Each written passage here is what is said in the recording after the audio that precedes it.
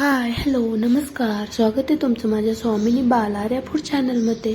आज मी बनवणार आहे गोड दलिया, जो की लहान मुलांसाठी ऊर्जा देणारा आणि फायबरयुक्त पौष्टिक पदार्थ आहे आणि पचायलाही हलका आहे. त्यासाठी मी इथं 3 चमचे दलिया, गूळ चवीनुसार आणि ड्रायफ्रुट्स पावडर घेतली. कढईमध्ये अर्धा चमचा तूप घालायचं. दलिया छान खरपूस भाजून घ्यायचा. दलिया छान खरपूस भाजून घेतल्यानंतर त्यामध्ये घालायचं 1 ग्लास पाणी.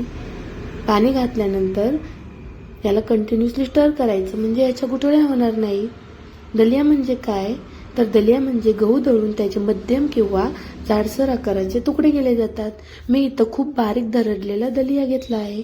त्यानंतर यामध्ये घालायचं चवीनुसार गूळ आणि ड्रायफ्रुट्स पावडर. ड्रायफ्रूट पावडर तुम्ही तुमच्या आवडीनुसार कमी जास्त करू शकता. मंद गॅसवर 10 मिनिटं दलिया छान शिजून घ्यायचा. तयार आहे आपला गोड दलिया.